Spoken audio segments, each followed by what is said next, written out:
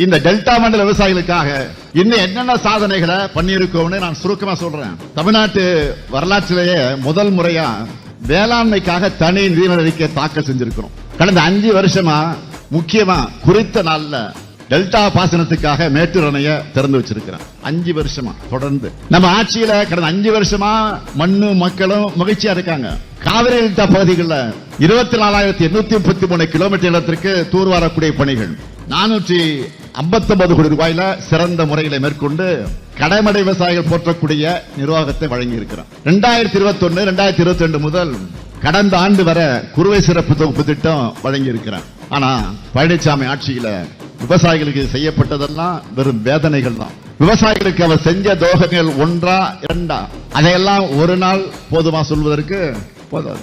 காவேரி காப்பாளர்னு தனக்குத்தானே பட்டப்பேர் வச்சுக்கிட்டாரு. அவர் உண்மையான விவசாயியாக இருந்தா இந்தியா முழுக்க உழவர் பெருமக்களை எதிர்த்து போராடின 3 வேளாண் சட்டங்களை ஆதரிச்சிருப்பாரா? போராட்டம் பண்ண விவசாயிகள் என்ன சொன்னார்? புரோக்கர்கள் வாய்க்குசாம சொன்ன புழுகு முட்டை தான் இந்த பழனிசாமி. அதிமுக ஆட்சியில இந்த டெல்டா மாவட்டங்கள்ல இயற்கை சீற்றம் நடந்தப்போ இங்குள்ள மக்களை காப்பாற்றினாரா பழனிசாமி? இந்த டெல்டா மாவட்டத்தை சார்ந்த அன்றைய அமைச்சர் OS மணியன் வந்தப்போ மக்களை விரட்டி அடிச்சாங்க. சுவர் மேல ஏறி குதிச்சு அவர் தப்பிச்சு ஓடின நிலையெல்லாம் ஏற்பட்டுச்சு. நீங்க எல்லாம் பார்த்திருப்பீங்க அந்த வீடியோல. அதெல்லாம் நினைவில்லையா? விவசாயிகளுக்கு PM கிசான் திட்டத்துல 110 கோடி ரூபாய் ஊழல் நடந்ததும் அதிமுக ஆட்சியில தான். விவசாயிகளுக்கு சேர வேண்டிய நிதியை யாருக்கோ கொடுத்தார் பழனிசாமி. இதுதான் போலி விவசாய பழனிசாமி ஆட்சி செஞ்ச லட்சணம். வாக்களிப்பீர் உதயசூரியன்.